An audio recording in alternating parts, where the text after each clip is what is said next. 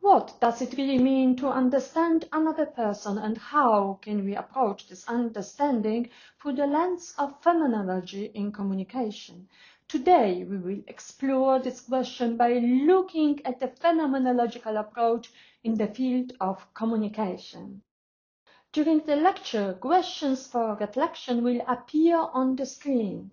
Please consider them quietly to deepen your understanding and engagement, as I won't be reading them aloud to save time. Phenomenological approach emphasizes that true understanding between people can be achieved through dialogue, empathy, and sharing life experiences. Consider a scenario where a team of healthcare professionals from various cultural backgrounds, including Indian, British, and Nigerian, collaborate in a global health project. Each member interprets patients' communication through their cultural lens. A British doctor might prioritize clinical straightforward information, while an Indian nurse might place more emphasis on family involvement and emotional expressions, and a Nigerian practitioner might focus on community impact and collective decisions. Phenomenological communication in this context involves each team member striving to experience and understand these different approaches as legitimate and integral to holistic patient care rather than as barriers to efficient communication. Now let's reflect.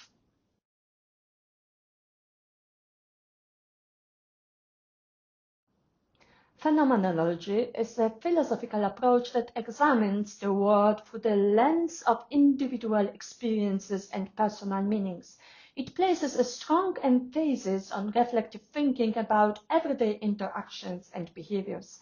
It prioritizes the depth of subjective experiences that may be overlooked by more objective forms of research.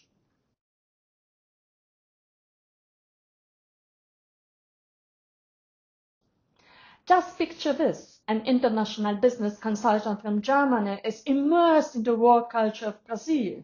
He is wrestling with the Brazilian approach to time management and scheduling, markedly more fluid than the punctual, structured German system he is accustomed to. Through a phenomenological lens, the consultant isn't merely observing the differences, he is living them. He adapts to the local pace, joins meetings that start later than scheduled, and through this lived experience he realizes that while the methods differ, they can still culminate in successful outcomes.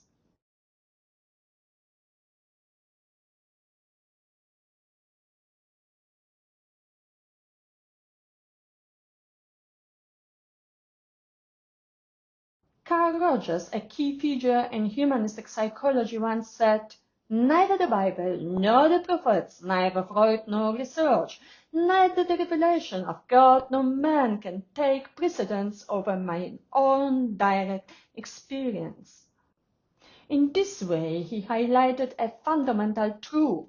We can't fully live someone else's experience, but we can still understand them. He proposed three conditions for this understanding. First, congruence, being genuine and transparent, where our actions reflect our true feelings. Second, unconditional positive regard, accepting others wholeheartedly, without judgment or expectations tied to their actions. And third, empathic understanding, seeing the world through another's eyes, putting our biases aside to grasp their perspective. Let's explain them on the example. Consider a multinational corporation where a young manager from France oversees a diverse team including members from Brazil, India, and the United States. The team faces communication challenges due to different cultural approaches to hierarchy, decision-making, and conflict resolution. The manager, applying Rogers' principles, works to improve team cohesion and communication. Congruence. The manager is open about her expectations and feedback. She communicates clearly and authentically, ensuring her actions are aligned with her words. This transparency helps build trust as team members feel more secure knowing they are dealing with a manager who is honest and consistent in her approach. Second, unconditional positive regard. She treats all team members with equal respect and dignity, regardless of their cultural background or the ideas they bring to the table. This acceptance encourages team members to speak up and share their perspectives, knowing they will be valued and not judged harshly for their contributions or disagreements. 3. Empathic understanding. The manager makes an effort to understand the unique cultural and personal context of each team member. For instance, she recognizes that her Indian team members might prefer a more consultative approach to decision making, while her American colleagues may value independence and initiative. By empathizing with these differing needs and adapting her management style accordingly, she facilitates a more inclusive and effective team dynamic. Martin Buber, a Jewish philosopher and mystic known for his work Ich und Du, believed that authentic human relationships are forged through dialogue. For Buber, engaging in dialogue is akin to experiencing the divine, focusing on the present, here and now, rather than the past or future. At a retreat, an Italian facilitator uses Buber's I and thou to spark authentic exchanges among international team members. They discuss work with less familiar peers, setting aside titles for genuine interaction, focusing on the here and now. This builds deeper mutual respect and understanding, moving beyond workplace roles and previous disputes.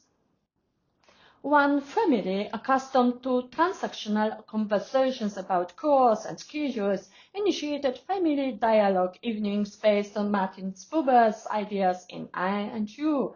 These evenings encourages everyone to share their feelings, dreams and fears and to see each other as whole beings, you rather than as roles, parent, child, siblings, it. This shift deepened their connections, fostering empathy and support by focusing on personal experiences and emotions rather than daily logistics.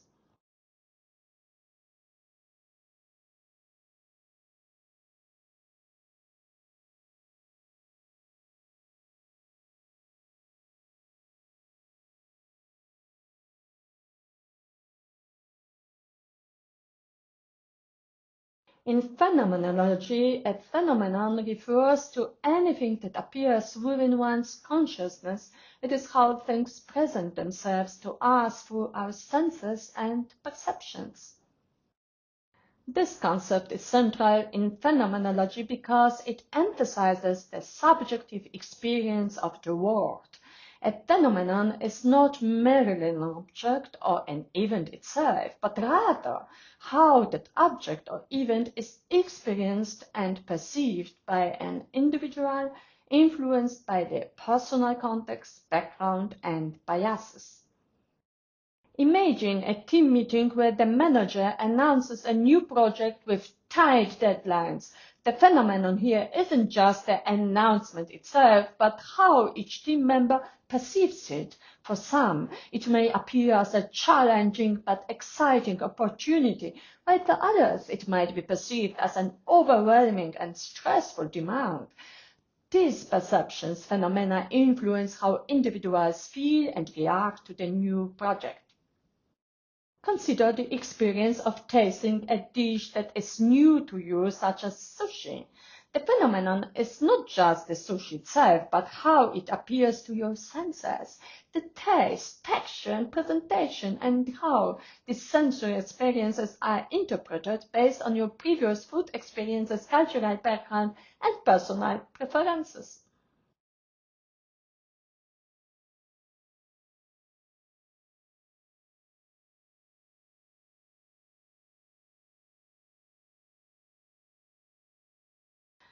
Diving into the phenomenological approach, we find distinct schools that guide our understanding of experience and perception. Here's an overview of three foundational movements within this philosophical tradition. First, classical phenomenology, founded by Edward Husserl. This school advocates for a highly objective approach where the world is experienced without bias. Second, phenomenology of perception, developed by Maurice Merleau-Ponty. This school emphasizes that the knowledge comes through our personal subjective relationship with the world. 3. Hermeneutic phenomenology. This extends the subjective tradition by incorporating the interpretation of being, where communication becomes a means to assign meaning to experiences. Let's explain them in detail.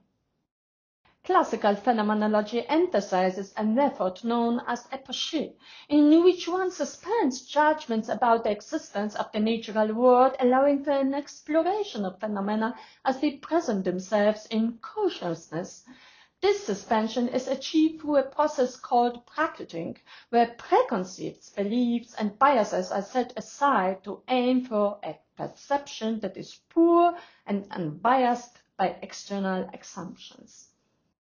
A psychologist using classical phenomenology might work with a client to strip away preconceived notions and biases about their anxiety to understand the pure experience of the condition itself.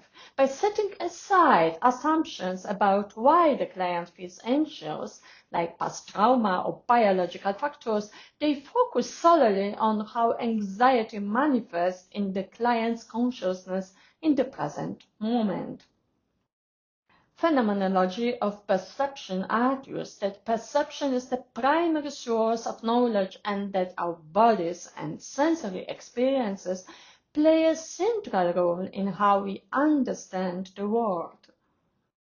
An architect inspired by Merleau-Ponty might design a building based on how people perceive and interact with space.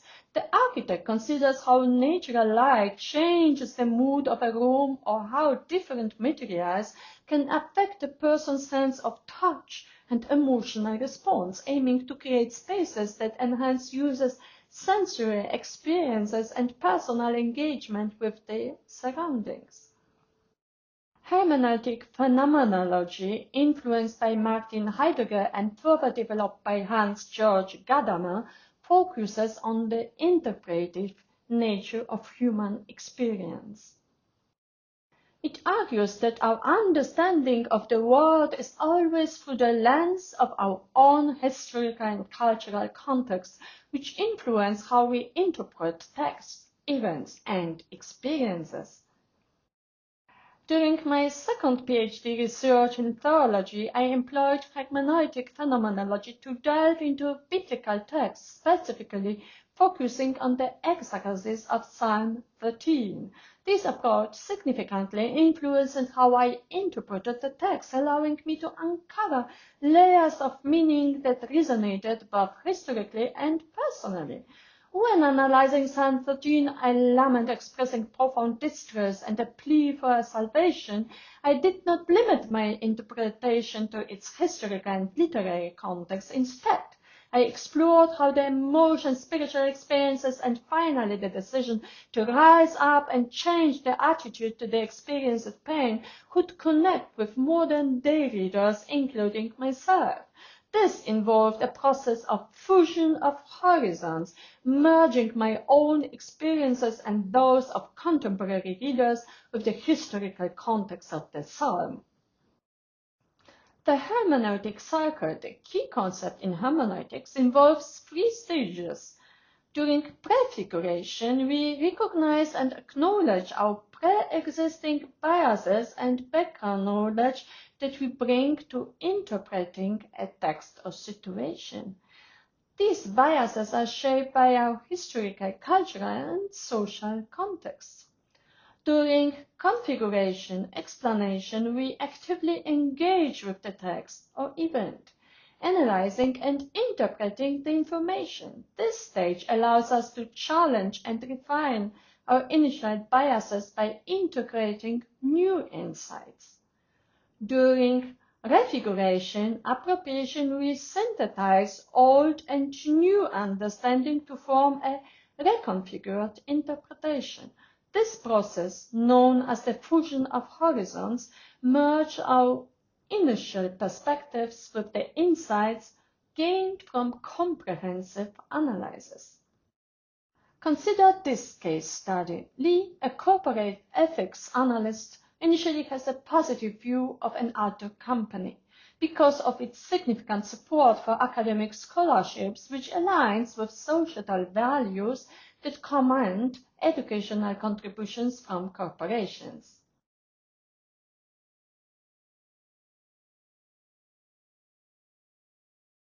Lee is now certain that the scholarships are intended to distract from the company's unethical practices, and she no longer believes that the company has an ethical stance.